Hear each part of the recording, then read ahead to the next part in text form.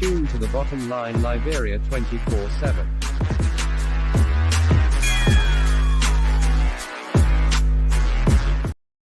This is Bottom Line Liberia.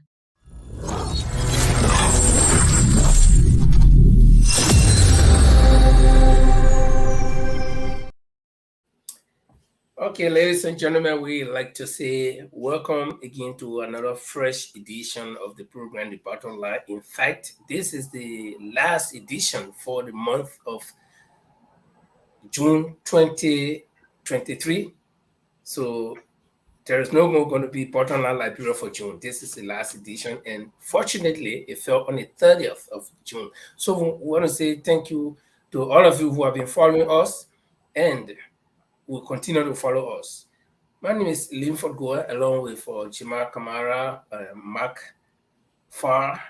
Also, if time permits, we'll have Paul Chilpley, the Lord Chilpley, joining us later on. But tonight is going to be very interesting because we're going to have, we're going to lay aside politics for today. And I mean, the usual Liberian politics where we talk about elections and, what government is doing, what government is not doing. We're going to be going into ordinary people's life, private people who are doing something in the community. They will be telling us what they are involved with and what they hope to achieve. So it's going to be a little different today from the usual politics that we do. So for those of you who are interested in knowing what is going on around you in your community, we invite you to invite your friends and join us. And tonight we're going to have a very, very wonderful discussion. So let me just go around and talk to my fellow co-hosts. Starting with Mark Farr. Mark, you are there in Sweden. I believe you have some fantastic weather because, we share almost similar weather most of the time. So will you care to tell us exactly how is your weather and how you're faring and what do you expect tonight? Hello to you guys. Linford in Norway and Brother Juma in the UK. The weather on my side, it started good this morning, but later on during the evening hour, we got some rain. The typical Scandinavian. I live for laughing. No, that's a typical Scandinavian. Yeah, we got some rain. No, but it's actually hot. I mean, for the past couple of days now. So with the rain, at least, yeah, we expect it to be a little bit, cooler. And Jima, I guess our two guests on the show they are from the UK as well. So you guys are dominating the show tonight. But tell us exactly how is the weather on your side and what makes you guys happy today? Yeah, well, basically it's a little bit. You expect to be hot on the side, but it's not. The weather is really cool and calm. The weather is really very, very cool here. As I have my giant size cup of tea with me. I've been drinking. You guys have been wondering about how I got it, but it's really cool here. Manchester is always very new of very, very funny weather. Why other places are very hot, we have the very calm and cool. We like it here. It's good, and so far so good. Good. And so I think without further ado, we'll not keep our guests over the 1.5 hour mark today. So we'll move into business very fast as usual. But we go over to Jima, who will be introducing our guests tonight, and then we will be going to business. Jima. Thank you very much. Tonight, guys, if you just wherever you are, we want you to join us on the Facebook, YouTube. We'll be showing you our Bottom Line Online Radio. We'll be showing down where you can get a link. But let you know tonight we have a special guest tonight with us. They are into community development. They are diaspora organization leaders. And they've been doing this in the UK for, like one has done for 2 terms.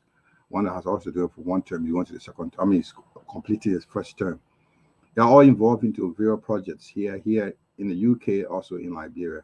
We're bringing them out tonight to talk to us about their activities and the challenges and the prospects they face as leaders of these various diaspora Liberian organizations in the West. Let's say in abroad. So they'll be telling us about how do you empower, how do you get involved, how do you get your community involved in civil development, in community building, and all the challenges that Prosper will be looking at tonight. So tonight we have with us, we'll bring, not to waste that time, we're bringing on now, they'll be talking a little bit about themselves, but stay with us. We'll be with you 2 hours to 1 hour, 30 minutes. It'll be quite interesting. If you have a questions, you drop in our Facebook. We'll take a question. If you have a question for our guests, we'll ask them. Mark, before I bring a guest, anything you'd like to say?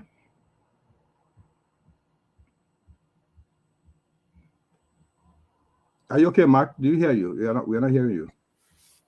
I said nothing much. Let's All bring right. the guests on and have a good show. All right. So will you bring in our guest now on? Okay, while we try, I think we're trying to get to one. It's not available right now.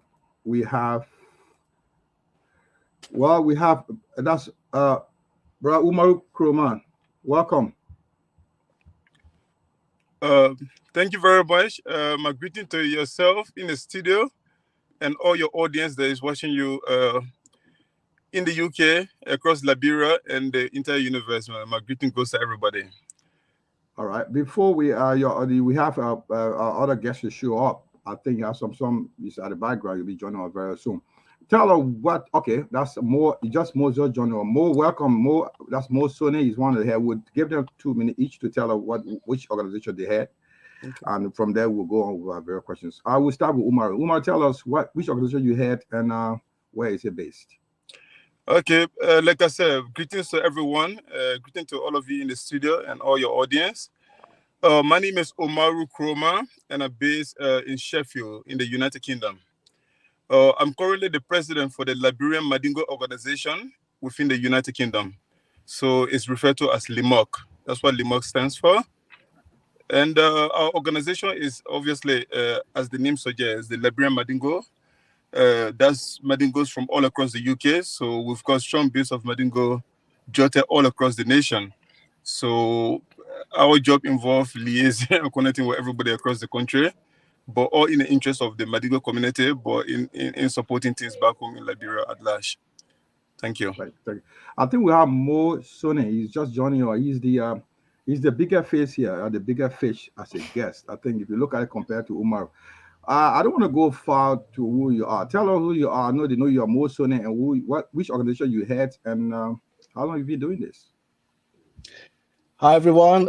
Thanks for having us on. A very good evening to everyone watching as well. So I'm Mo Sonny. I'm the head of ULOC, which is the Union of Liberian Organizations in the UK. I'm based from Northampton, but the union is operating throughout the UK. So what that means is at the moment we have 17 organizations that form part of this union. And the union is sort of the lead in pushing Liberian cause across the UK. So we've been doing this for, I'm in my second term. Actually, I've gone past my second term, but I will explain later the circumstances surrounding that. But I'm happy to be on here to chat with you guys and talk about what we do. All right. Guys, we have our guests tonight, 2 gentlemen who are heading big 2 organizations. The bigger fish is Mo Ali, who is the head of the Union of Liberian Organization in the UK, and we have Umaru, also another minority group, the Liberian Mandingo Organizations in the UK. Guys, you have our guest, that's Linfor on my far left. I think it should be our far right. He's based in Norway, and also the brother on the other side, on my far right, is Kai Makfa. He's also based in Sweden. These are all Europe. This is a European platform. We want to bring you here to talk European politics. I mean, European business. Don't worry about politics. We're not discussing politics. What have you been doing for us in the Liberian communities, and what you tend to do for us, and what have you doing back home in our country of origin? So, guys, it's over to you. Linfor or Mike, you can take it from there, boss. Mike, you want to go ahead?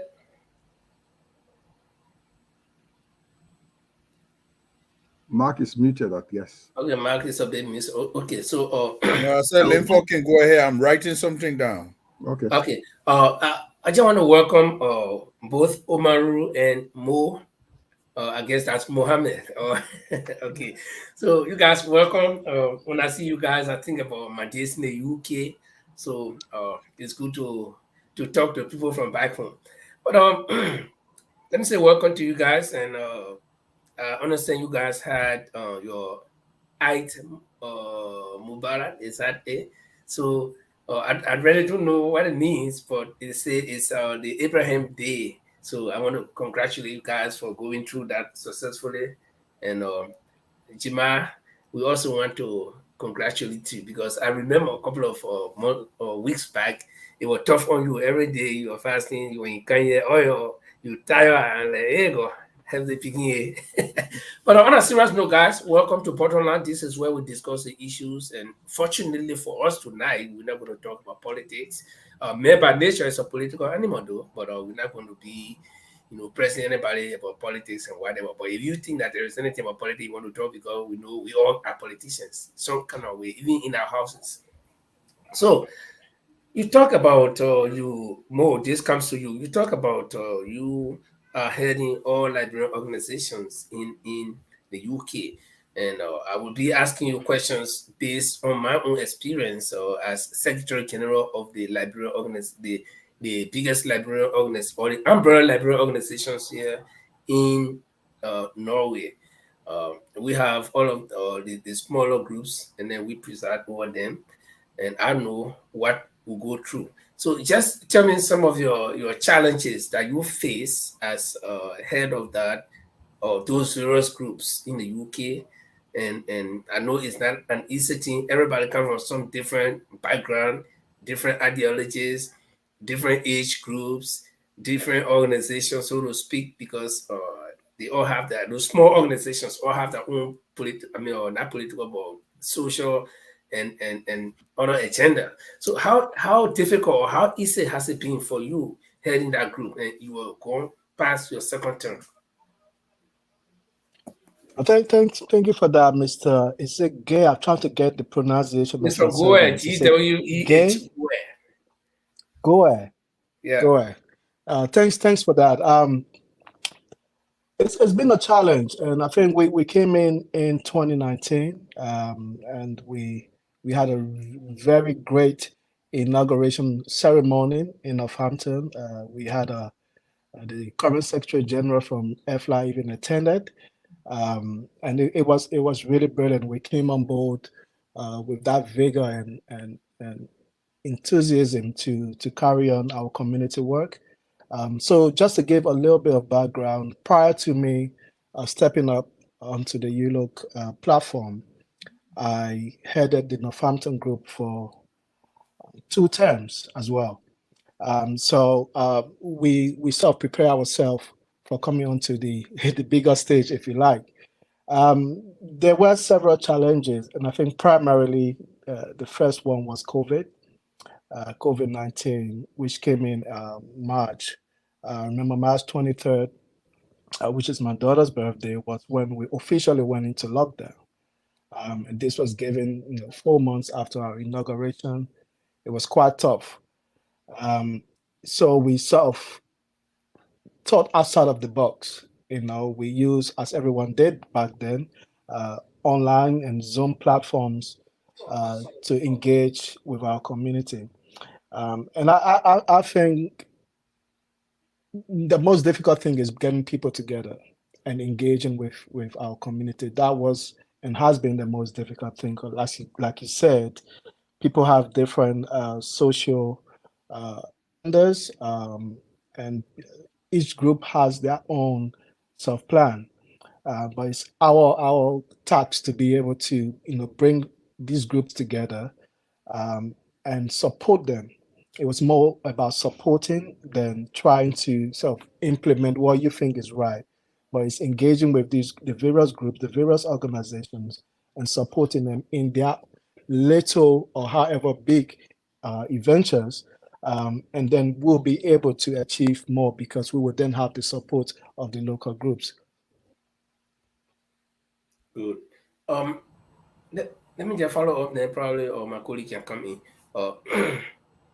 And like I said, every time I ask you a question related to your organization, your head, your role as a head of this organization, it will be based on my own experience as well. You've been there for a pretty short time. You talk about 2019, but I have been Secretary General for this organization for 10 years or So Wow. that was 2012, and so it's been hectic. It's not been easy.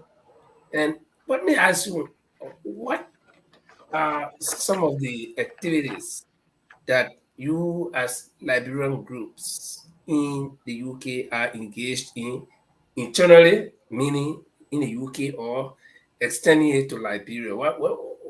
What's keeping you guys together that you still want to be an organization despite all of the odds? I think it's pure passion to serve. Pure passion to serve, because there are lots of challenges, within our community, from sourcing finances and fundraising, to sort of division within certain sectors of the community, and it's difficult to be able to bring everything together and run smoothly. I mean, it can never be smooth, but if you have the passion to serve your community, you always try to find a way to make things better, and that's what kept us, moving and kept us in front of things and trying to handle things. And sometimes there are damages along the way, but you progress, and then you digress and try to resolve those issues so that they don't reoccur. But I mean, it's challenging.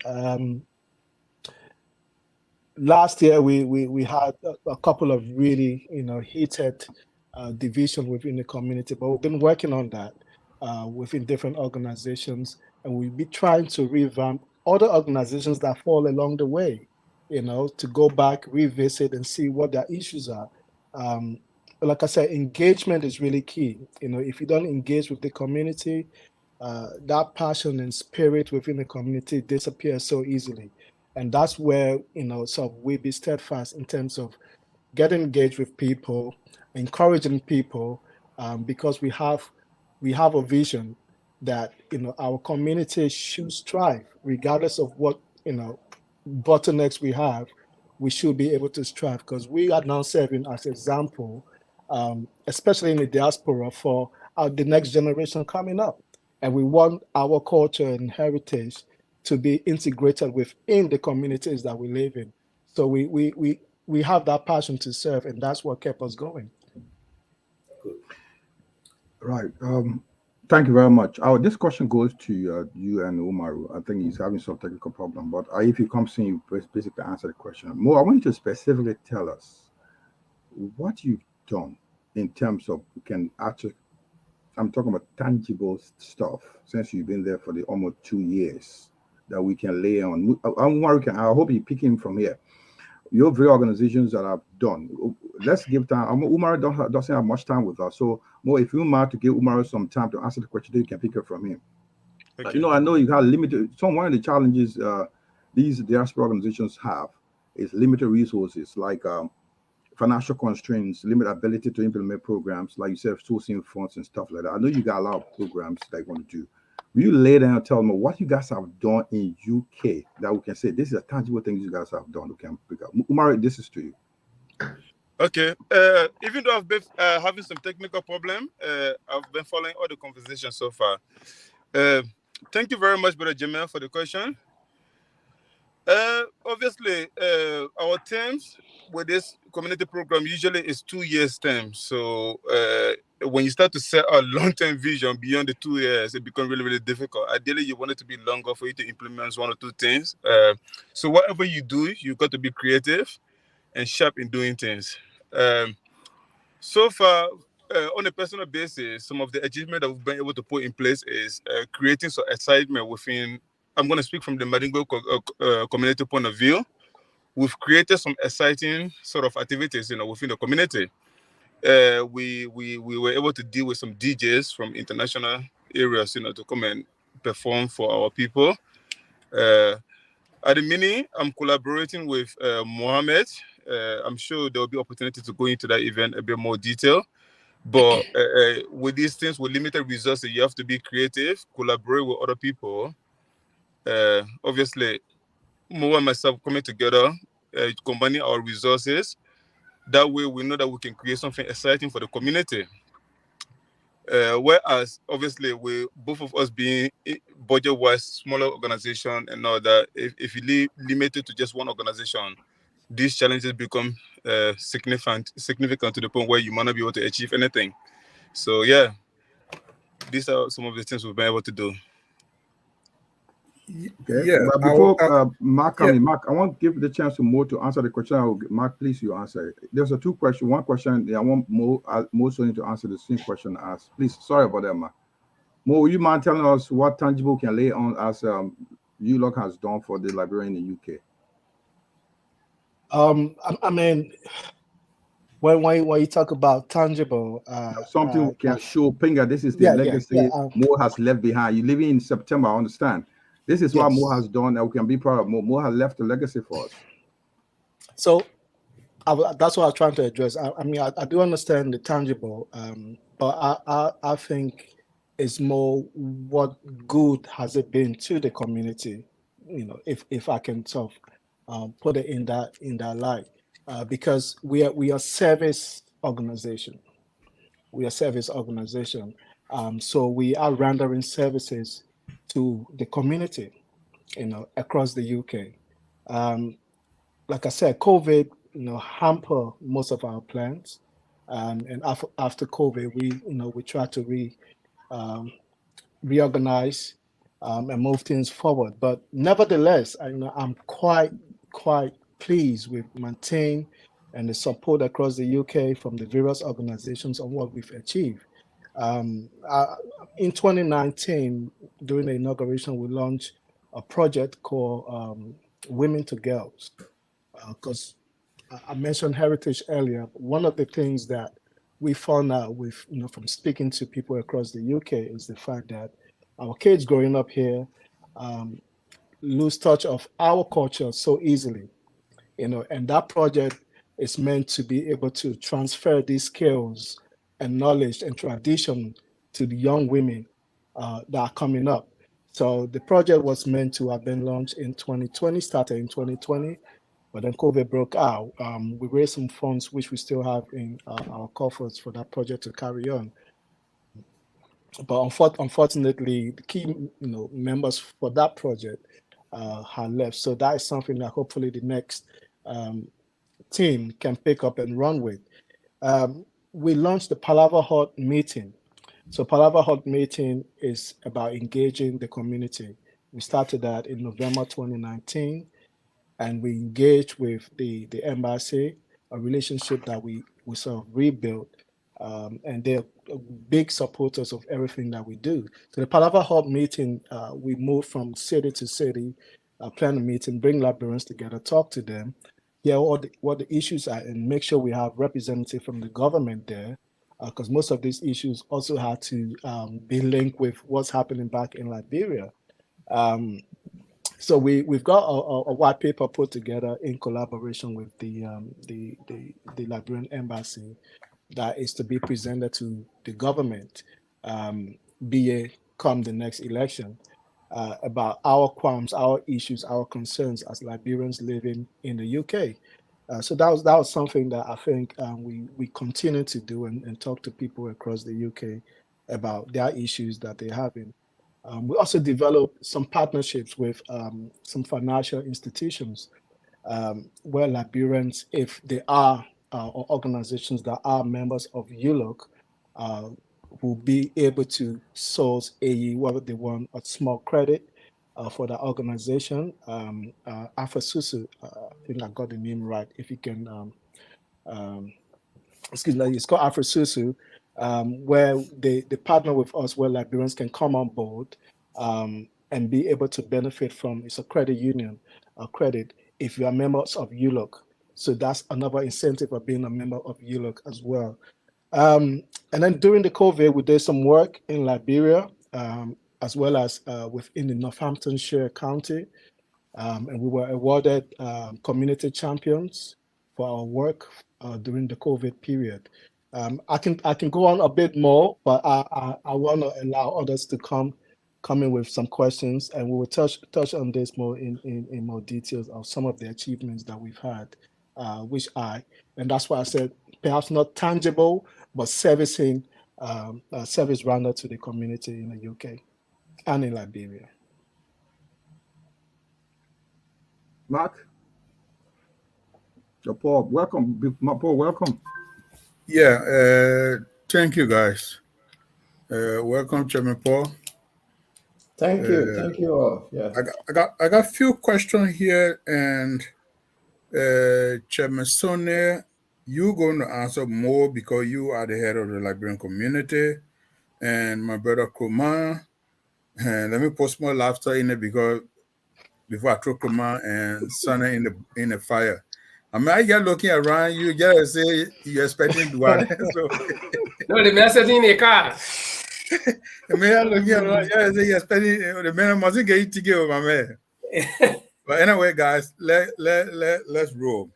Mr. Chairman,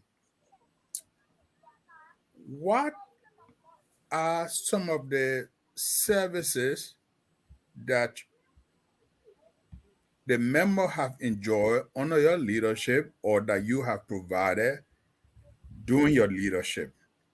One, and how united are the Liberians under your leadership? Because Go on, he's coming back. He will hear you. Go on, sir. Okay. This idea of Liberian is a problem, right? That were you hearing me? I think I missed a bit there, but yeah, if you can repeat, please.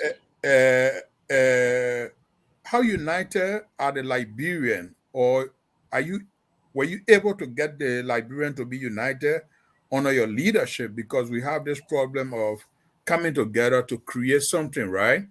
So like we see the Indian, the Lebanese, they come together and they believe in the leadership and they own some businesses in the same European country that we are. How united are you able to get the Liberian to come together? Because for us to come together from here to the US and even back home is a problem, but most especially the people in the diaspora. And what's their trust towards your leadership? So, do they trust your leadership for the past 2 years to say, yes, we trust him, we're going to work with him? And the next one is, because I heard you talk about FLA. This FLA, what's the service that FLA offer to Liberians in Europe? I'll stop there because I got many more questions. So you can answer, and my dear brother Kroman, the question to brother Kroman is the same with the Mandingo, because Mandingo, they are very united from back home, even to the diaspora. We're talking about people being united, Mandingo and the Crown people, I will pinpoint them. But the thing here is that the unity have now expanded to say that, okay, let us unite and put up some sort of financial idea that what we see, that we have seen the Pakistani, the Indian, they own 7-Eleven, they put together, say, hey, you bring $500 at the end of this year, this family bring $500 at the end of the year. We target a 7-Eleven chain, and to be able to provide employment for some of our brothers that are unemployed. Have you guys thought about that idea? Because I'm selling my idea now to you guys. And that's some of the reasons I don't want to take leadership, because getting our people together is very difficult. So that's why I asked you the question, if you're able to get Liberian to be united under your leadership. Go ahead, brother. Do you want to come in, or should I come in more? I keep coming in and off. Yeah, more. Will you give Umaru chance, because Umaru can come in? Yeah. Umar, go on. Did you hear the question from my colleague? I did hear the question, yes. Especially the second part of, well, I don't know whether it was in 2 parts, but to come up with a suggestion where what we've put together in order to move the community forward. I believe that's the summary, right? Yeah, you're talking about entrepreneurship. That's why his question is about. Indeed. So basically, Limo as an organization, the Madugo organization is fairly new. We are we are about 10 years old. So as an organization, we are at an early stage, but I'm glad you mentioned the level of unity and tradition that is associated with this organization. So being leader naturally in any organization is associated with politics and everything, but at the same time, what made it so unique within the Manigo organization is you've got that association with the culture as well. So naturally, it means Kroma, for interruption. 10-year-old is not new. well, okay, relatively. So that's fine. I appreciate that. Financially, the UK, I mean, we've got a sister organization in places like America where they are bigger organizations where I think they are in a position where they are achieving a lot bigger things. We are doing similar things at a smaller scale. For example, we when it comes to things like Ramadan and any sort of natural disaster or event, our community has been able to rally together, especially this current Ramadan. We raised incredible amount of money, immediately sent it back to our people back home for this Ramadan that is gone past. So on a smaller scale for now, that's what we've been able to achieve. But the Afro-Susu that Mo mentioned in his earlier comment, these are some of the initiatives. In fact, this was initiated by someone within the Mo organization. And literally, these are some of the things that we're working on in the background. But the organization hasn't been able to reach that far yet, to be able to raise money in order to start doing businesses, entrepreneurship back home. At this stage, we're at a position where we're trying to establish ourselves, where we are engaging the community and getting people on board, forming that partnership, etc. That's the stage we are at. But what you said there is the next stage that we hope. The foundation is being laid in place. We've got some very, very good entrepreneurs within the community that we're working with. Hopefully, along the line, that's the long-term goal. That's what we're hoping to achieve.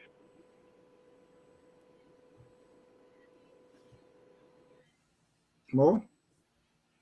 Thank you, Omaru, for those answers. I'd just like to touch on services first. Like I mentioned, and you rightly said, what services we've provided and what benefit has it been to the community. I stated earlier about our work during COVID, and ULOC is not primarily to just benefit Liberians in the UK, but also back home, as most organizations do. So during COVID, we did some fundraising, and we reached out to 5 disadvantaged groups in and around Monrovia in Monserrado, to include the Mission of Hope, Christian Association of the Blind, United Blind Association, the Civic Community at 19th Street, and the Association of the Deaf. We did distribute food items, rice, oil, sugar, salt, over COVID period to these various organizations, as a way of, we know Liberia is difficult, and we know that being disadvantaged makes it even more difficult during COVID. So we decided, after consultation with the community, that we should step in and provide some help. So that was one of the services that we rather back home. Now, in the UK, we also managed to set up a humanitarian wing. So it's ULOC Humanitarian Wing, and the primary purpose was to be able to reach out and help Liberians across the UK. And they are the head of all of our humanitarian efforts, back home as well as in the UK. And through that media, we managed to repatriate Liberians back home who were stranded in the UK and wanted to move back home, to sympathize with Liberians and help raise funds for unfortunate events in the UK, as well as to celebrate with Liberians who are achieving in the UK. So the humanitarian wing it's a great way of us reaching out to the community back home as well as here in the UK. Now, another thing I mentioned earlier was the partnership, and we established a partnership with McDain which is a financial institution. They're currently in several countries in Africa building homes, affordable homes. They're in Sierra Leone. They're looking to establish in Liberia as well. And with the partnership we had with them, or we've got with them, is wherein every member of ULOC can access some of their funds, even businesses that are registered with ULOC. So ULOC is not just individual or organization membership, but it's also businesses can be a part of ULOC, can benefit from the services of Magdane Limited, including purchasing of home or business premises, loans or cars. And that was something that we sent out to the community if anyone wanted to take advantage of as well. And I think within the UK it's been difficult, like I said, for the previous 18 months during the heat of COVID, but we managed to, for example, last year, create an opportunity for Liberian artists to be able to come to the UK and perform. Which is also a service rendering to the entertainment of Liberia and promoting our culture across Europe and the UK. And I've made it something as a pledge almost that we need to push Liberia first in whatever we do. So if we're having a celebration, try and get a Liberian DJ, try and get a Liberian entertainer that will come and promote Liberia first. And I'm going to break this. Mr. Chairman, let me just land here. Sorry, let me just land here. And I'm going to break this here today as well. We now form a partnership with the Notting Hill Carnival for a Liberian float, which should be the first African country to have a float in London at the end of August. And that's a service of us pushing Liberia and pushing our culture and our heritage as well. But I'll stop here. You wanted to comment. Yeah, I just wanted to, because you kept talking about Liberian and the children. What about the elderly people that some are pensioners in the UK? Have you any contact with them to know their status as to how they're doing? Because those people need services also. Absolutely. So back in this was even before I came to my foot of being president of ULOC. We have started some work with the National Lottery Fund to do a survey of Liberians in the UK, but also not just that, but to be able to capture the history of how Liberians migrated to the UK and Europe. And from conversations that we've had, the original place that the first Liberian ever landed was in Liverpool, via sea. And we managed to discover that through these conversations that we've been having. But that is something 100% that I think more effort needs to go to, because there are not a lot of, there's not a lot of data when it comes to Liberians in the UK. And we've been trying to get that data, because once we have the data, we can now know, right, how many percentage, what percentage of Liberians that are elderly living in the UK currently, and we can be able to tackle any issues that they're having.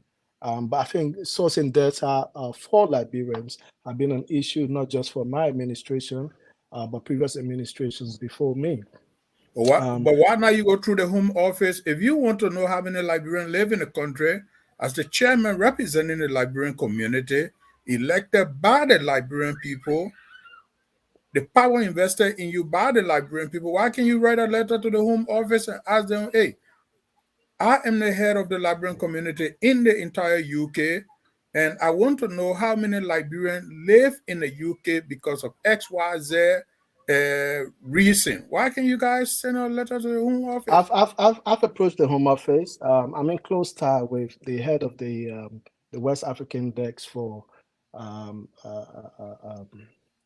Liberia, well, the West African desk at the Home Office. I'll be honest with you, that there isn't, the numbers that they have doesn't correlate with what we know as in Liberians living in the UK, if I'm honest with you.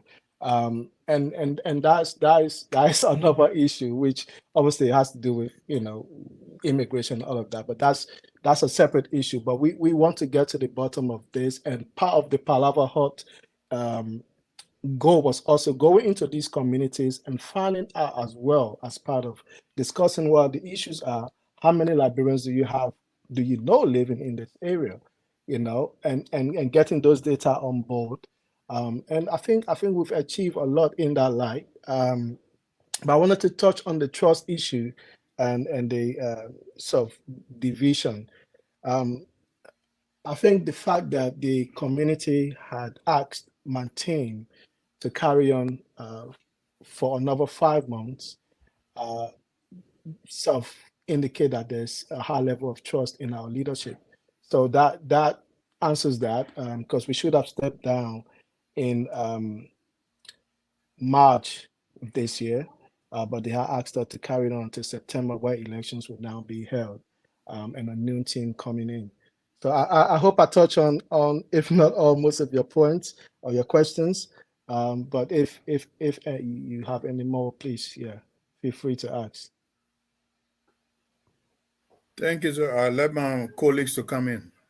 Thank you. Welcome, Paul, Lord Paul Chuloplay. Paul, welcome, and these are our guests. So let's have you, Paul. Well, good evening, guys. I'm happy to be back here, but sorry I've been late because I was doing some work and I got here. Mo, it's good to see you, Mr. Kluma. Same here, welcome. same here. You're welcome to.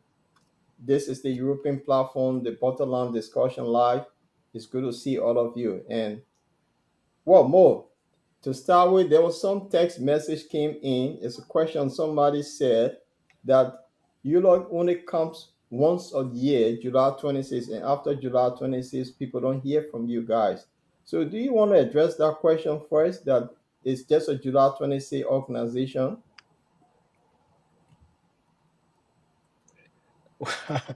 that's actually that's actually a fun one. I can see it on screen.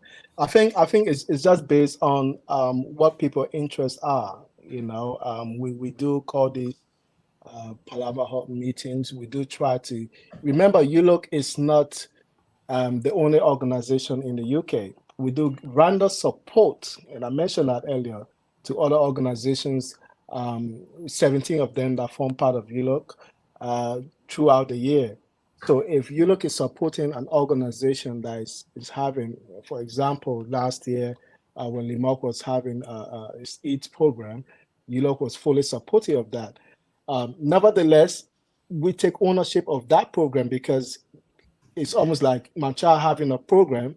That's my program. I'm gonna, make sure that program goes right. So if we are promoting other programs of members that are part of ULOC, those programs are also part of what ULOC is there to do.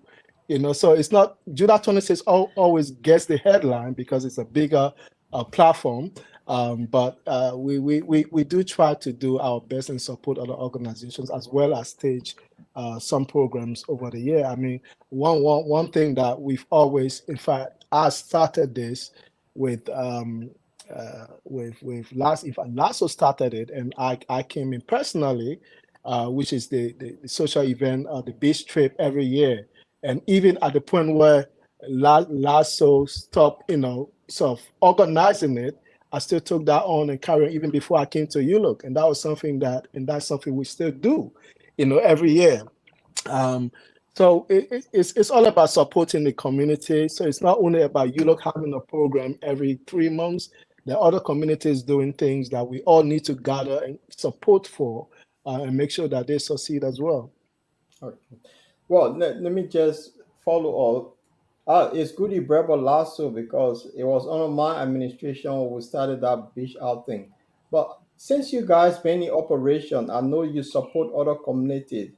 Have you ever thought on this, that if you look at the Somalian community, every towns and cities in the UK, they have a community hall? Is that something that your organization could look at to support the Mandingo Association or the Maryland Association or all of the associations for them to have a town hall? Because my brother Mark did mention about the elderly. We go into our pension age now. Pretty soon, you guys should be looking after us. So, do you have a community hall where, when we reach that age, we can all gather? So, is that something in the Pueblo you want to talk to us about?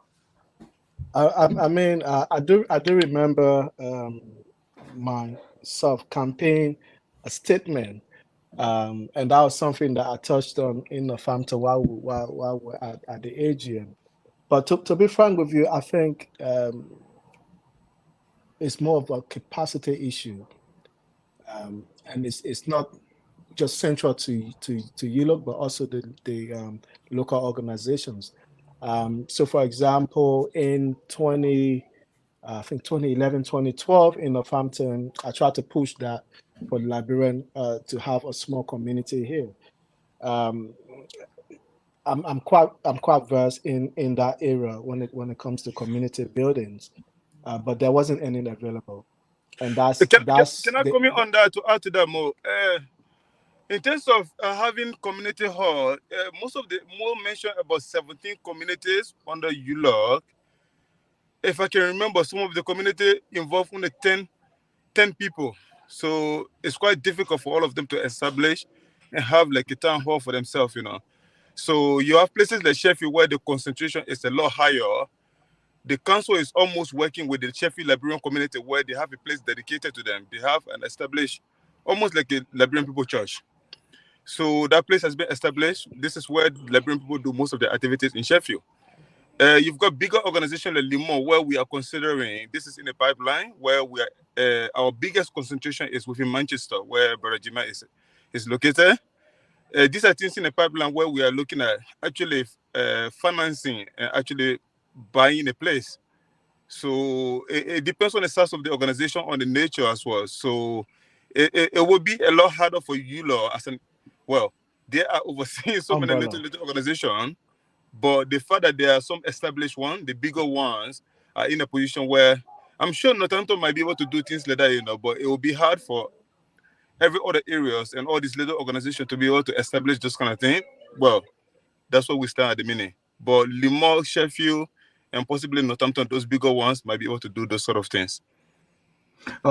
Limp, I know you're coming. I just had a question for Umar. Umar, I know some years back, Limok, I think you were not in the leadership. They were having some scholarship for non-Muslims, non-Madingos. They benefited from.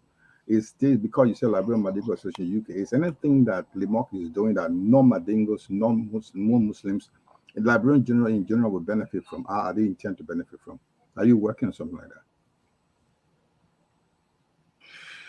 Right. I must admit, in fact, the scholarship program that you were talking about, even though I wasn't in the leadership, I was the chairman of the scholarship committee, and I led that project, and we were successful in identifying some candidates. As it stands, I think we've got my scholarship committee has about 5 projects on their table. And they chose, one of them I actually had particularly vested interest in it because when I went to Liberia, I actually visited the school and all that. For personal reasons, I became really attached to them. It was an orphanage school. I presented this, but there's been other incidents presented to our scholarship team. And the fact that they said that there was a vested interest in it, the fact that I presented one of them, the scholarship committee decided to exclude me from this particular thing. Because what we tend to do when it comes to scholarship, we wanted to be independent of the leadership. Purely because the finance is sourced by the scholarship committee. They will generate the fund and everything. We facilitate whatever. No, can I hold you back? I'm not talking to discuss. I'm talking about any program under your leadership that non-Muslim, non-Madingos will benefit from, because you said we will go to more as a general Liberian Union leadership, but you are a minority group leader. So we want to know any program on your leadership that non-Madingos, non-Muslims, that will benefit from, apart from the scholarship. That's what I'm asking you. The only one that a non-Madingo will benefit from, a non-Madingo could fall under our scholarship committee, because they will decide. The person that they will select doesn't have to be a Madingo. That's not the criteria. So the team will decide what is appropriate to them and what they deem necessary at the time, and they will make that judgment and just present it to the leadership. And if we need to present them with enough funding to support that, we will support that. But that particular is not only limited to the Madingo.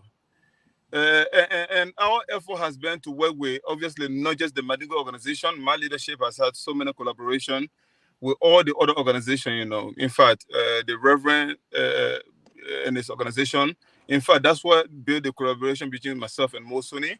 So we've dealt with things differently. We've looked at it as in establishing a good relationship with the wider Liberian community. So we've made conscious effort to work with the Liberian community, but we haven't identified any individual projects to expand specifically to the wider Liberian community just now, apart from the work that we're going to be doing with between ULOC and Limok. I'm sure more will talk about that in a bit. But as it stands, we don't have any direct project that is in for anything in particular in Liberia for now.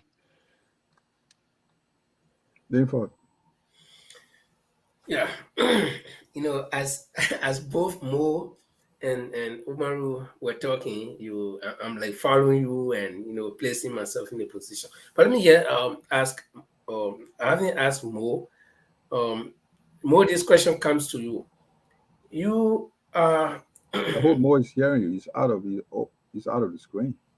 Okay, I can go to Umaru. Umaru, Sure. I have not asked you a question. I asked Mo first. But let me ask you, as a smaller group that fall under the ULOC, how do you see it working with ULOC? Are you getting a full cooperation? And the reason I'm asking this question is that as I follow the live feed here, I'm hearing that ULOC is not working with most of the Liberian organizations in the UK. So your Liberian Mandingo organization, are you getting a full cooperation with, from ULOC? Are you working with them?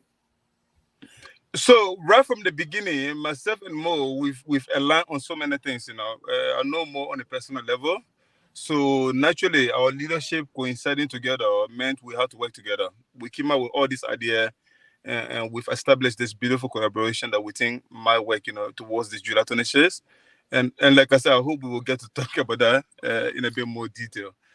I can honestly say our alignment is so unique. We do things together. As far as I'm aware, I've got full 100% cooperation. And also we as Limor, I'm sure, I don't know whether it's Mr. Fad that mentioned that it's a traditional organization. We aware of the situation between ULOC and other individual organizations that might have issue with ULOC, and we're aware of some of the issue they have. And Limor has actually been serving as an intermediator so far. I personally have reached out to, as far as I'm aware, any organization that hasn't been happy, I've made deliberate effort so far to reach out to them. Just to calm the tension, to say, look, I'm not here to speak as a leadership for Lilo, but as an intermediator, and also to introduce myself and also foster the idea of peace, and unity within the Liberian community. So individually, no issue with ULA. We got full support and full backing. And definitely, as an individual organization, we've been making effort to make peace, and show some sort of leadership on that side. Okay, Mo, on this one, I'm still following the live feed. It seems as though you are not getting the cooperation of all of the groups in the UK, or probably you are not getting the cooperation, or they are not finding it easy to work with you. But we're not going to open court house here. The question I want to ask you is, one thing you talk about, somebody asked you this question as to whether you know the number of Liberians that live in the UK. And Mark suggested that if you want to know the exact number, you should contact the Home Office. But I know it's not an easy thing, because like I told you from our own experience here, there are Liberians who are here that we don't know about. But when something happens, then somebody call us. Oh, one Liberian man, they beat him. Oh, this is somebody we have never seen before, and we have been here since 2005. Then we have to move to that person. We start our own Liberian. We start asking, "How the Melo? What the man?" And this is a man that we're supposed to go to his aid. And some of them, willingly refuse to join us. But when anything happens, then other people blame us. Oh, you're not one to come to our people aid. So the question is, do you experience anything like that you are not getting the cooperation of Liberians? Nobody wants to come to you. Or in case of anything, they want you to go to their aid. Are you getting such problem with your group? You are muted. Thank you. I totally can relate to what you just said. You see, as much as you try to engage with the community, there has to be a willingness for people to engage with their community. In the absence of that, it will not work. You know. So when we came into leadership, we found out that because I'm highly into entertainment, we found out that it's difficult for people to get information. So we open up a WhatsApp group for all Liberians in the UK. If you're willing to join, we send out the links with other people, people that you know personally and you're okay with, but don't want to be connected to the wider community at the same time. You cannot force people to engage. You can present the opportunity for people to engage. You cannot force people to engage. Now, the way you look at structure, you have the leadership team, the executive committee, and you have the AGM, which is the highest decision-making body. Now, if there's any qualms with the leadership or individuals within the leadership, or you think that there's something not right with that leadership, we have AGM once every 2 years. Or we can call an extraordinary section. Write to the AGM as an organization, put your point across, and then we can be able to deal with the issue. If you have a problem that you muted on and not sharing that problem or going to get some sort of help for that problem, unfortunately, it will not get healed. So there has to be approach from both sides. Our leadership is not perfect. It's a work in progress. And then that's what we've been doing and trying to engage with people on a daily basis. But it's also the other way that if I engage with you and you have any issues or maybe have some qualms or some indifference, come back and say, this is the path I think the leadership should be going at. And we are open to listen to people's concerns, pardon me. But engagement has to be from both sides, unfortunately. Okay, let me just take this last one, then my colleague can come in. How do you work with the local groups? Do you work with them as the group, or do you have their representatives working with you in Europe?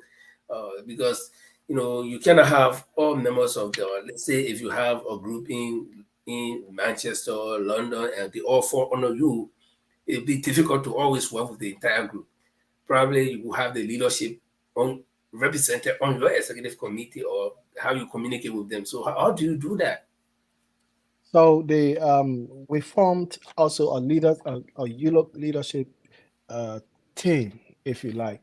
We call it the council, right? So this is the heads of all organizations. We are on a one WhatsApp group.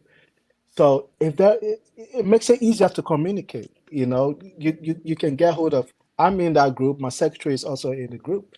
So if there are any issues, or you're not receiving emails, or you're not on the WhatsApp page, or you cannot see information on the website, which we redeveloped when we came in, just send a message. So the avenue is there to communicate. The avenue is there to engage, but you have to make use of those opportunities too. But that's how we communicate with people. And then we got broadcast list for different regions of Liberians contact that we have on WhatsApp.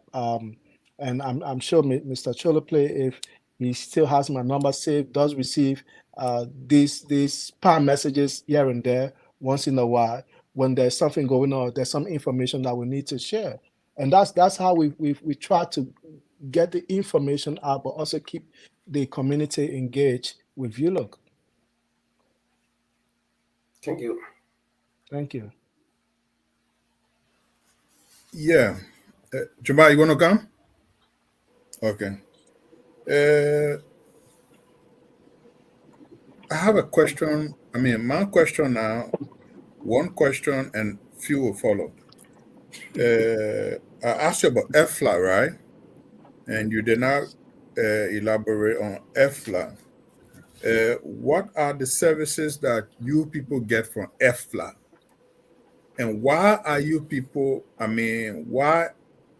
what is the essence of being part of EFLA? Because I've heard about this EFLA, but I've not heard the services that they offer to Liberian community, and I've not heard any Liberian that have benefited anything from EFLA. For example, like someone being bereaved in one country and EFLA through the how they call it, mother organization in that country, and some representation or how they call it, condolences to that person, or if someone is moving and is out of hand in that organization and they need EFLA help, or someone is seriously ill and they reach out to EFLA through the organization in our country. Because what I learned is that every year there is a 3,000, I think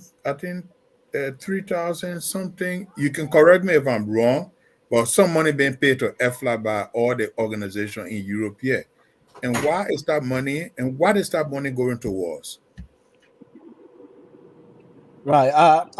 Unfortunately, I may not be able to fully answer that question for you, but I can touch on it. I think to be honest with you, when it comes to EFLA, there is a lack of coordination with the other organizations across across Europe and the UK. So it makes it difficult for the leadership of EFLA to be able to carry on with that work. You mentioned 3,000 there, and I think that's one issue. That may be on paper, but I may argue if EFLA is receiving that money, if every membership organization is paying that money up front at the start of every financial year, because we face similar issues, when it comes to members, because every membership have to pay their dues annually. Now, it can be a really difficult tax to collect that. So in April 2022, we did waive the backlog of membership fees that members in Europe were having. So it's a difficult thing to deal with, and I'm sure if EFLA had the capacity to, they will be able to help more, rather than they not being seen as visible, offering services to the Liberian community. But Mr. Chairman, let me come there, because I am someone who is deeply disappointed with the way that EFLA operates, because knowing a little bit of EFLA since I joined the Liberian organization here in 2010, and when I heard such sum was being paid to EFLA, maybe I'm wrong, it's not the actual sum, it could be less or it could be more. Then I asked a question as to why are people paying this money? Is there any service that EFLA offering in return, or is this money to carry on some project back home? Because if all the sisters branches in Europe pay, you talking about 3,000 per branch, you know how many thousand are going to be in the hundreds of thousands, 100,000 something plus. So to what that money is going towards, and when I didn't get any definite answer, then I decided that no, I can't pay my due to the organization in Sweden, and then at the end of the year, they pay my money to EFLA. But anyway,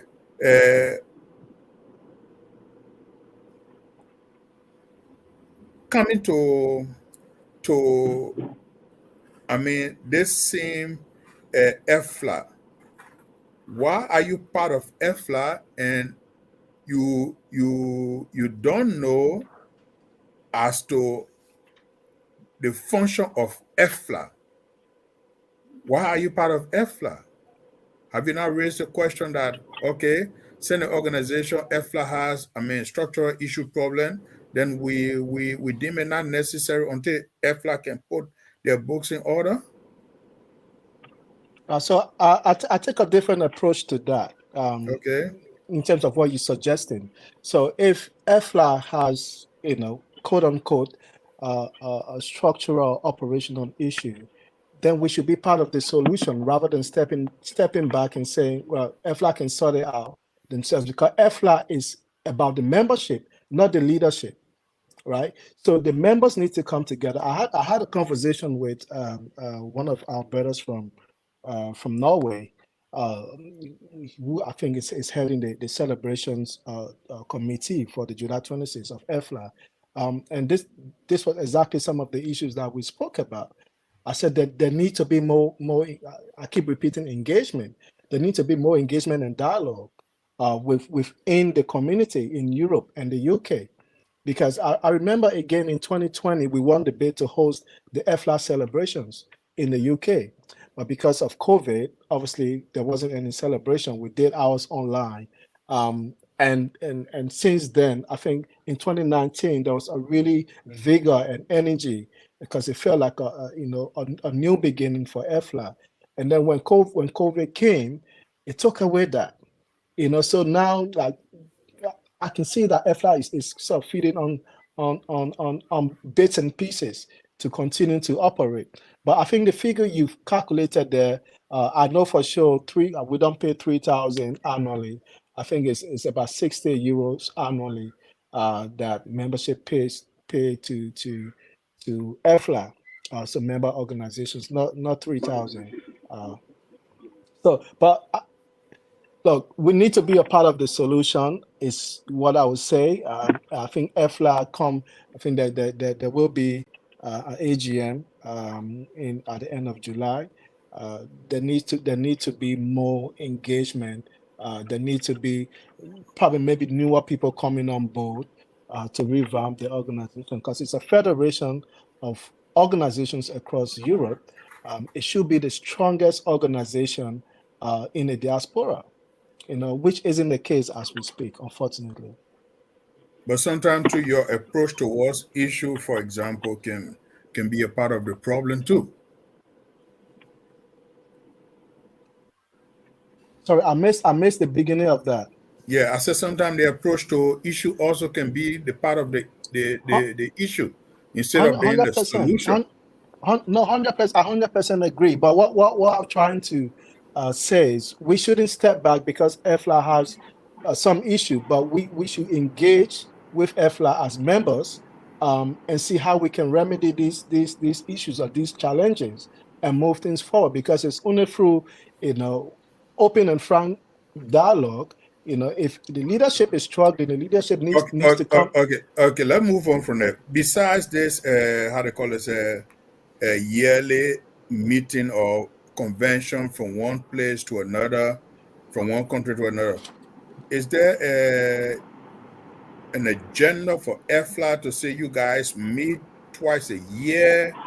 Because what I learned is that every head of the organization in these European countries are part of the EFLA executive. So do you guys meet before this particular EFLA, I don't know, celebration? Do you guys meet to have meeting? Even before the Zoom came about, do you guys have a Zoom meeting, for example, after every quarter? So because if you guys are having meeting 3 times in a year, I think you guys would have been talking about the issue that EFLA is confronted with. I got some of the members in these different countries don't pay their dues, to encourage them to pay their dues by structuring. More. Let me get come in small.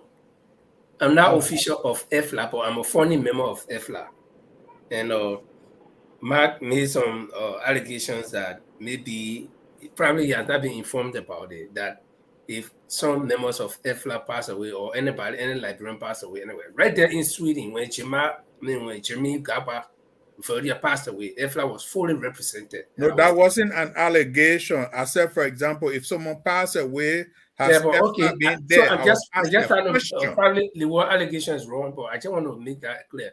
And besides that, here in Norway, EFLA has already been here again once or twice to visit us to see how the affairs of the. But tonight's program is not about EFLA. We talk about the UK organization and the Mandingo Liberian Mandingo organization in the UK. So what we could do if we want to get all of the facts, because the thing here is, by virtue of the fact that you live in Sweden, and then there's a Liberian organization in Sweden, if you are part of that Liberian organization, you are automatically, by default, a member of EFLA. So if I were asking you these administrative questions, I No, think but I would be let's get something right. He brought up EFLA. That's what made me to ask the question about EFLA. Yeah, but the questions you ask, the question you're asking, they are very much administrative. You know, Guys, he's like, just like I'm citing an example, Mark. You in Sweden, if you are a member of the Liberian organization in Sweden, automatically by default, that one is not your choice or not. The fact that you are a member of your organization and your organization falls under EFLA, you are a member. So if I come and start to ask you questions that administration can only answer, I think I'll be a little bit unfair to you. So let us not push Mr. By the way, making effort to have the president of EFLA in the next Friday. That's exactly what I was trying to drive at, so that we can bring EFLA here. Let's get something straight. Let me just add. I come in, brother Sonny. As Linford stating here, then maybe Linford is a little bit out of touch, because every head of the Liberian community is represented at EFLA. Yeah, but he cannot speak for. Yeah, he's just a member. No, I'm not saying he should speak for EFLA, but they sit on the EFLA committee. He can answer that. Yeah, but if you ask him when to speak, you know, it's all right, I just want to add. Mo, let me hold you there. We got another 20 minutes to you guys to stay with us. We want to. I know you would address that issue. I know Mark got a lot of questions, and we also have questions for EFLA. We want to you address this question. We're trying to get a hold of the EFLA chairman to come here, even the top executive. But we got other issues that we are on hand. We'll go around once again.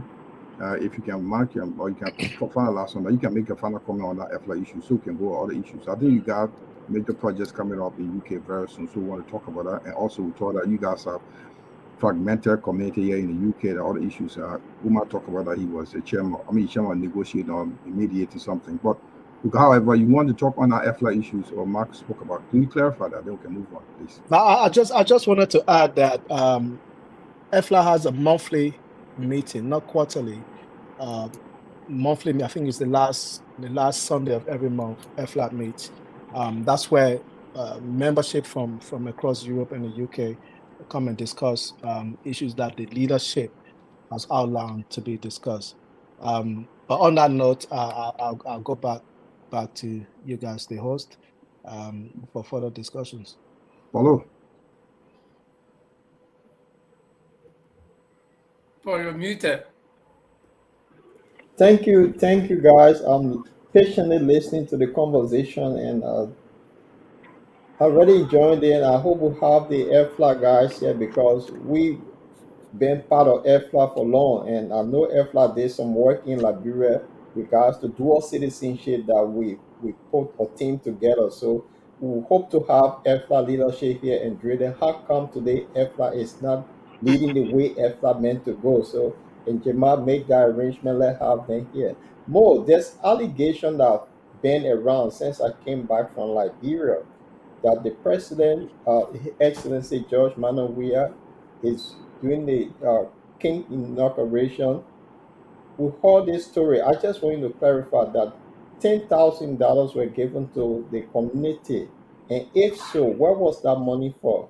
It's just an allegation. I don't know how true it is, but something that dropped on my desk. Thank you for that. So I can confirm that there was no money given to ULOC, and there is no money being received. There's no communicate from the foreign ministry or the embassy about any funds being given to ULOC. There are rumors, going around as to money given to the community, but I would like that rumor to be clarified. Is it community, or is it given to ULOC for the community? Right. So at the time, I wasn't even in the country. You might have been aware, I was in Liberia. None of our representatives or members of the executive committee or AGM were present at the hotel for that meeting with the foreign ministry, primarily because it was a last-minute call to meet with the community, which I was aware of, but none of our team members could make it. So to clarify, I can 100% confirm there was no money given to ULOG. Great. Yeah, but wait, Matt, please, let me just get, you talk about the community and Euro. What is the difference between the community and Euro? Because you are saying that you are not aware, that any money was given to Europe, or maybe it might have been given to the community. And you are the bigger picture in the community. Yeah, so let me come in here, Linford. Thank you. Before Europe came to being, they had a community here first called the Liberia Association that is called LICO. They were the first community that were established. So they should have catered for everyone in the UK before Europe came to being. So that community, they still have their leadership structure. It's still there. So Mo can talk more about that. So I just want to throw light on it. Thank you for that. So what I meant by that is, if there's a gathering of Liberians, that is a community, right? So if there's any handout given at that gathering, it was given to the community, that gathering, not ULOC. So I can only confirm what I know for sure. I can confirm that there was no money, not a single dollar or pound given to ULOC for the wider community. And that is all I know. Thank you very much. Do you work with the community? Are you Linford, can we leave that money issue right now? He has clarified that. Not the money thing. We are here to know what. Clarify on that. I don't want you to push on that. The UNO and the community. Who is the greatest? Because you should be the head just mentioned. He said the community. Look, listen. I will tell you something right here. I was at medical school in Liberia when Joe visited during the war. We are a few of us that went to the place. He gave up. George just took money from his pocket, gave it to us. I was at JFK at the time. It was $20,000 US. I was one of those guys that collected the money. The next day, the school came in and said the money. I said, we're not giving to the school. We're giving to the student that was there. So the issue of drinking here and there, I don't think it makes a point. So I one of those guys, all my guys expelled from the school because I collected the money. I said, we're not giving to the school. We're going to those that want to receive something to present though. And I took the 20,000. I went to the market. I went to the floor. I put the change it. I share among all the students. Once then you go back to the school. So let's put that one side. Mo has no idea he was not around when the money was given, even if money was given. So please, Mo, I want to take you back to this community. A couple of months back, our issue here in the UK. A very almost, let's say it's a serious issue. Where we have, about before the July 26th, there was like friction here and there. I don't want for you to go in detail. We don't have much time with regard to, in a couple of minutes you'll be leaving us. I want you to tell us what is the level of, I think Umar just said something like you involved talking in mediation, or how far are you guys doing to reunite this community? Because the friction stay there, and we stay here in the rumors that things, if you hear from the last fees are coming up, like you said, this community stay not united. How much you got up to September to leave? How much work you doing together with ULOC or LIMOC and other organizations within in the UK, other small organizations, to reunite this community, be on one page and do something for the community? How far are you guys with these? Because I know you have some issue with is this confidential? Is that confidential? I don't know. I'm not so sure of detail. But I don't want you to go in detail, but just tell me the progress you guys are making in terms of as a leadership. If we leave a legacy, what legacy are you leaving in terms of uniting this community? I want you to answer, and also I want to know what role LIMOC is playing in this. Thanks for that. I think the whole scenario surrounding this sort of friction that is within, I wouldn't say within the community, that is between ULOC and certain faction of the community, has just been taken out of proportions, if I may say.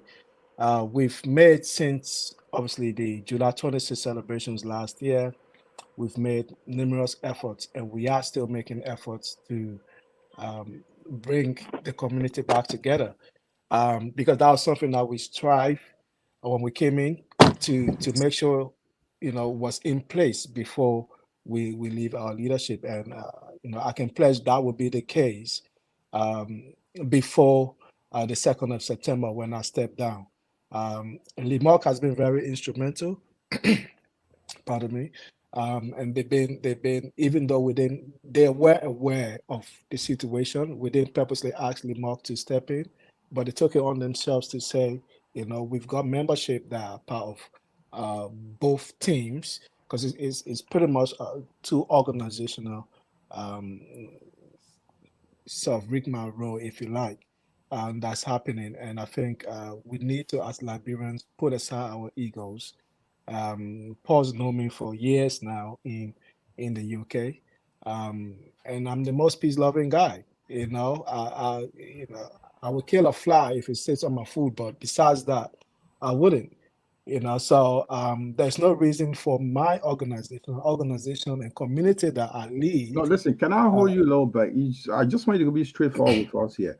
Is anything put in place, like a mediating team that's approaching to this group, that are talking to them to settle this thing? That's what I want to hear from you. Yes. Can you tell us how far is this? 100%. So the plan is that next Sunday we should have a meeting with both teams and some elders and a representative of the embassy. I did speak to the ambassador on Wednesday to sort of give her a heads up about what's happening, because she is aware of what I brought into a meeting last year when this whole thing kicked off. So that is something that we very firm and stern on solving before we leave leadership.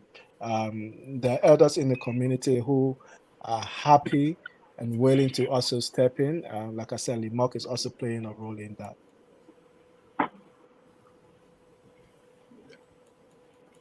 And my last question, I know before Paul Mark come in, will be with regard to, I know you guys have a big plan coming up.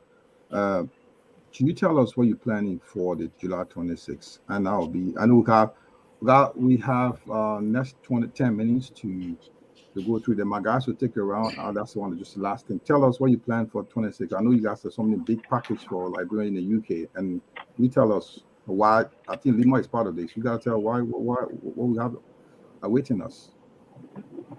Right. So Umar, you want to go first? You go, man. You go. Yes, please. Right. So exciting part of the show, I would say, for me. So pretty much when I came into leadership, and just when Umar was coming into leadership, we like he said, we spoke about a lot of things that we could do together. And one of the main issue was, again, as part of bringing the community together, was to host something great that will be hosted by the Maningo Association under the auspices of ULOC. And I was all up for it. My team was all up for it. And it's different, is unique, and I think it's gonna be exciting. I'm excited just talking about it. So it's been a plan that's been sort of coming along for about 2 years, if I'm honest with you, and eventually now we have the stage to implement this and bring it to the fore. So we're having 3 days of celebrations from the 28th to the 30th in Greater Manchester, and it's hosted by Limok, and we know Limok is a great organization, very powerful, and together. So we have that support 100%, and thanks to Omari and the team and the Limok membership for that. And we're hoping to get some exciting acts from Liberia as well to form part of this celebration. 2 traditional artists. I won't say any name because we like to make sure that these people are going to enter the country before we can make any announcement. Last year you saw MC Caro and other top level artists. Yes. Give a little bit of J. So, God, this is a show for you. Tell her who you expected. If it didn't come, it's okay. I want to know. I don't know. I feel comfortable saying it, but they are grand artists. Okay. They're really grand artists. We're gonna have a really amazing time. In fact, we're having potentially 4 artists coming. So 2 traditional artists, 2 female and 2 females and 2 males. So it's a balance. All of them are great. I cannot. The great artists. We're gonna have a cultural night on the Friday, where it's gonna be totally traditional music. It's African attire, traditional wear. There will be obviously traditional food, and there will be some cane juice as well as some Oh, juices wow. for people to entertain themselves. So it's going to be amazing. And then on the Saturday, it's going to be the official sort of red carpet black tie event, and then we're going to have again performances there. And we hopefully we can have one of the top DJs from the US with us as well, Liberian DJs, to form a part of it. And we also have our UK based DJs. DJ Ru is already ready to make sure that we get entertained as well. And then on the Sunday, we're going to have a cookout. But also on the Saturday afternoon, we're going to have a mini tournament with our African brothers. Hopefully, we get the Guineans on board as well to play soccer, and the women will do that. There'll be a lot of fun. It's a family day. It's a picnic. It's on the park. There's music. There's some food. We're having a great time and celebrating Mama Liberia. I just want to touch on this before Umaru can come in as well. I mentioned about the Notting Hill Carnival. If you live in the UK or if you just follow it, it's going to be huge. So we also will be looking to bring Liberian arts for the carnival for the 2 days, the 28th and the 29th of August in London. And then on the 29th, there's going to be a special Liberian event as well in Milton Keynes. And then on the 2nd of September, we are arranging for a special Liberian Day in Glasgow, Scotland. So there's a lot going to be happening over the space of 2 months. And not to forget, on the 19th of August, we hope to have the beach event, our favorite beach event for our families to go to the beach and have a really, really good, enjoyous time. I want to jump in with my last question here. And my last question is right on Well, the screen. before you give a last question, we got No, one of the wait. lessons. We got 3 more minutes yeah. for the guests. So Yeah, I hope but you can answer it 3 minutes time. Yeah, we can have them for the next 2-3 minutes again. Okay. Yeah, I'll still put that question on. Somebody saying that, and this person is very prominent in the Liberian community, that this is the first time they are hearing about this. So, and we're talking about July 26th or July 28th to the 30th. Okay. So, how much publicity have you made? My question will be 2 part. How much publicity are you making to inform members of your organization or the UK group as a whole? One. And the second one is, how do you raise funds for such a program? Are you depending on due payment from members, or do you get extra funds from anywhere else? I'll answer. I'll leave the publicity to Umaru, and I'll answer the due payment bit. So last year we were fortunate to have funding from the National Lottery Community Fund, which sponsored the entire event and including the beach outing as well. However, our anticipation as a team was we would have stepped down by the time July 26 came. So that plan wasn't in place, was going to be left for the next team to come in place because of reporting purposes and financial issues to not get complicated. So we weren't able to secure any sort of external funding, but I think we'll raise enough money from the ticket sales. We have a little bit in our coffers, which we're going to use at the moment, and then be able to start recoup that from ticket sales and the and drink sales over the event. And also the Liberian Embassy always gave that support financially as well. So we'll be looking forward to that. Hopefully they'll be able to double the support they usually give us to have this grand event. Right. Yep. Mo, the thing, I don't have a question. Or before Amara come in with the publicity, I don't have a question, but I just want to throw this in. Guys, just All tell of me you, with me now. we can see you. All of you guys, all of those things that you said, and Bottom Line is a European platform. Will you make use of this platform to help you with publicity? Of course, 100%. So I'm gonna plead with you guys to come back here in about 2 weeks. Hopefully, then I'll be able to give some names. You have the flyers with the name and the faces on it. That we can promote the event. But I mean, this is great having these conversations. And I hope when you do bring EFLA on, we can have a representative on here as well from ULOC to discuss issues surrounding EFLA, because I think there needs to be a way forward to making EFLA more sustainable moving forward. And before Mark come in, let me just throw this. Okay, go ahead, Part of go the ahead, National Lottery Fund that you guys going to get is Bottom Line could be delighted to cover the program for that long time, so we can to have some of this sponsorship from you guys as well. I just want to throw that in there so you could take that as consideration, that we could go live with the program in Manchester and the rest of the event you guys plan to do. So at least we can get little part of that lottery funds. Thank you for that suggestion. We'll revert back to you.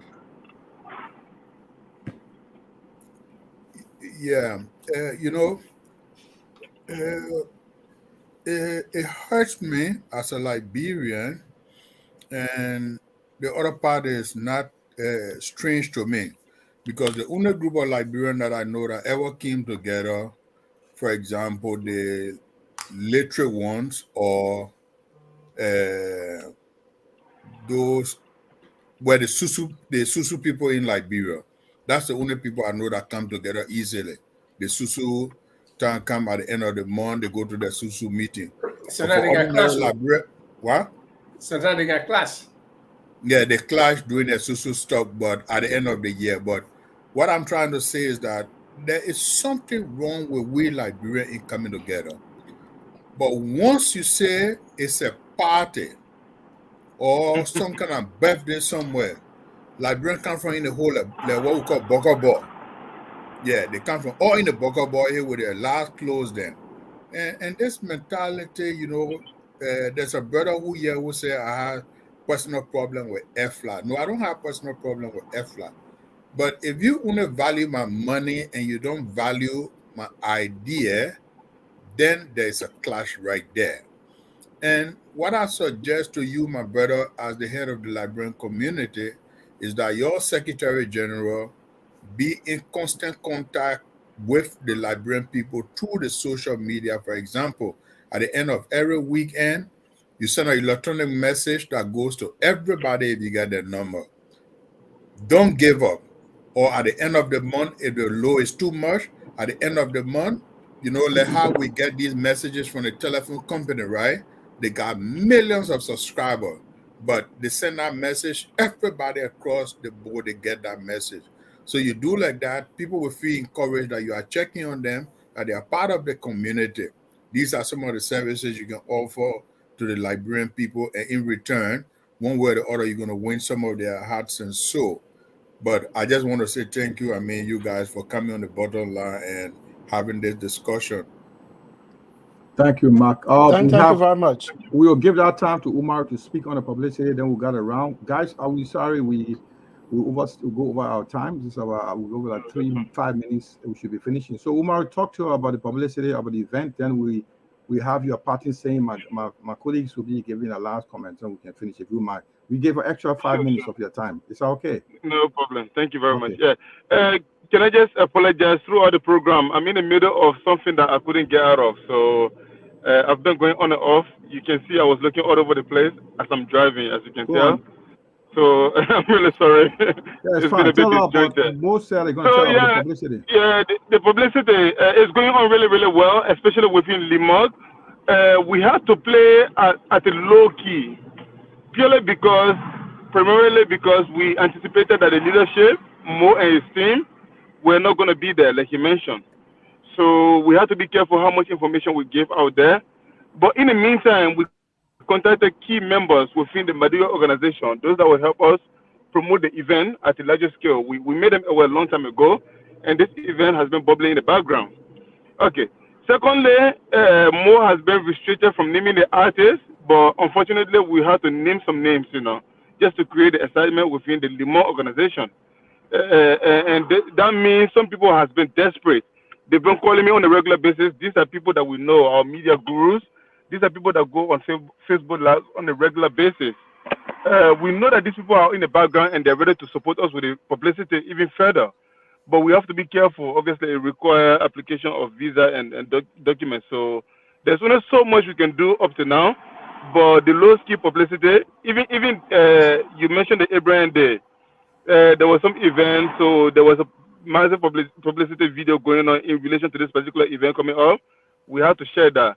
But like I said, there's only so much we can do now. Everything is hinged on visa issue and stuff, So, but definitely low-key publicity is going on throughout. And I'm sorry to the people in the community that I mentioned it. I'm just looking at the comment. Somebody saying that this is the first time. I don't know whether the person is in ULOC or within Limok, but this communication has been going on. It's been the biggest communication going on over recent days. So if there's any other way we can do it, I'm sure it will go across all platforms once we manage to secure some of these visas and stuff, So we got volunteers that are ready to go big, So it will become a lot louder, significantly, really. Especially in recent weeks, we know that things are progressing nicely. So once we secure some of those, things will explode over the next few days. Thank you. Guys, we got 2 minutes comment, then we'll give our guest a parting comment so we can close the show.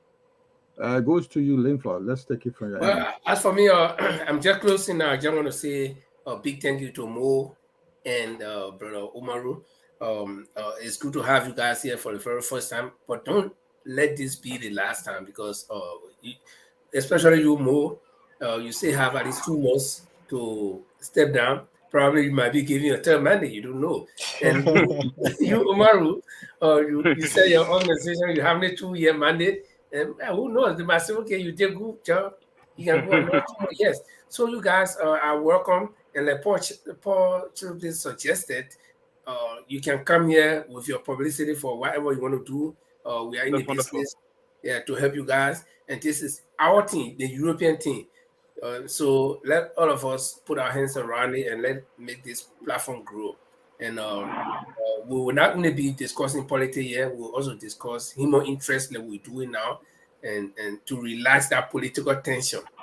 So we look forward to you guys coming here before the July 26th. And it's a big thank you from the Bottom Line team and on behalf of myself to you guys. And again, thank you. Happy Eid Mubarak yesterday. We hope that you guys had a wonderful time. Thank you. Sorry, can I interrupt the process because I need to leave? Let me just give my quick parting statement and then you will have to excuse me, So basically, thank you to yourself and all your audience, and we are extremely grateful that you've accepted that we can come here and promote that publicity. We'll definitely, I know Mo will confirm that, but we'll definitely take you up on that offer. So, but yeah, it's a great pleasure. For me, my interest has been to engage with everybody across the Liberian community, and also someone mentioned what about you forgetting about the OO people, but to start off with, my engagement has been significantly with the youth, I realized that the next generation of people that will take our community forward, we cannot allow our youth to go away not engaging with the Liberian community. They are very, very easy to lose the purpose, the culture. So the elders, they are wise. Whatever happened, they will still maintain that Liberianness in them. So the next generation of Liberians, these are the people that I feel that we should worry about, and my effort has been solely based around them, And Jamel will confirm, my leadership team is full of so many young people, and that was my target. And with that, I believe that's the way the young generation, they don't understand the difference in tribe, in fact. This Madingo organization and Liberian organization, some of them, it took a long time for them to even grasp it. All they see is all Liberians, and I genuinely believe this is the way forward, really. Our generation, for us, we just believe all Liberians being one, and this is a beautiful way to get all Liberians together. A good collaboration with more and all the Liberian organizations coming together, doing things the traditional Madingo way. This year, I'm sure everybody has been really, really excited. I've been communicating with all the other leaders. All they keep telling me that, yeah, we are tired of the same old stuff. We wanted to do things differently. And this way, we are all looking forward to it. And the excitement is there. Individual community might be angry, but within the leadership, there's been lots of excitement. So I believe you all share the same sentiment, and I'm sure we can promote this sort of event across all of Europe, all across the world, and extending it back home to Liberia. And I believe that's the way we can move things forward. So thank you all so much. Thank you to your audience. It's been an absolute pleasure. I'm sure next time you see me, I'll be in a much better position. I can talk to you better. I won't be looking around me. The other man said, you're looking before they tell people to take care of your car. Literally, I'm in a very bad position. But yeah, that's my position, So I'm really sorry that it's been a bit distressing from my part. But it's been an absolute pleasure being here today. Thank you all so much. Thank you. Thank you for coming. Yeah. To Brother Moore, right? Before he leaves, and it was a great show and it was a pleasure having you on. But it's like this CEO, right? Head of this company who makes the product and his product are not being consumed. And what does he need to do for his product to be consumed? And how can he make the people to consume his product? That's one of the ways that we can grow our organization. It's a two-way stream. I agree with you. Dealing with our people is very difficult. But sometimes you look within yourself, even before taking over another leadership, you always ask, what has this leadership done or what they have not done? And how can I get the people to come on board is all I can say to you. It was a pleasure having you, and thanks to my fellow panelists for the show. Thank you very much. Thank you very much. It was a pleasure. And thank you, guys. Paul. Paul, you're muted. You're muted. Well, Mo, thanks for being on the platform. This is our European-based platform, and let's make use of it. I've been following the work you guys have done, and keep it up. And I see that you also part of the Liberia entertainment group. Maybe we'll be reaching out to you too to get some of the Liberian artists on this program.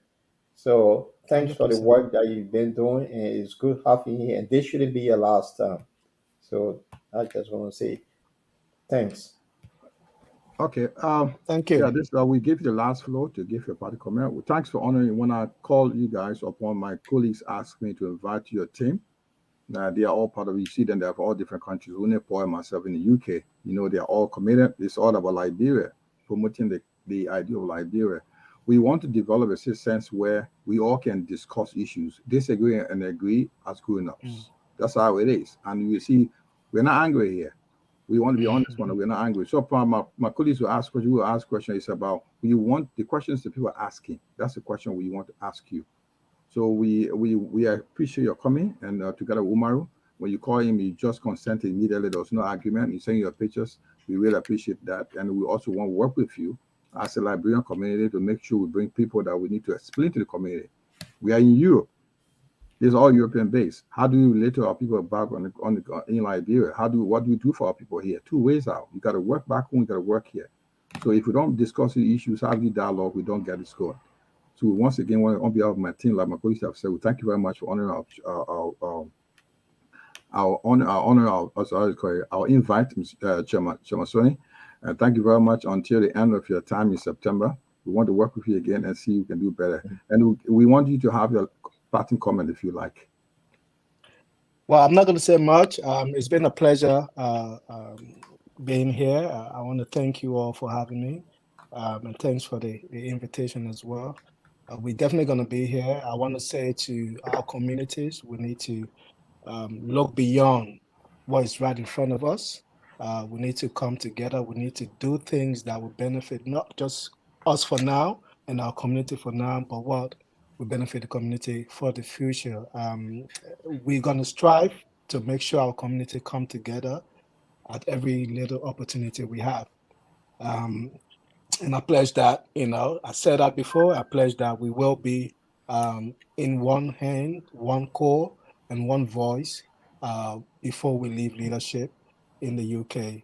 And hopefully that can set an example for the next leadership and also for hopefully the European area as well. So I want to thank you all for having me.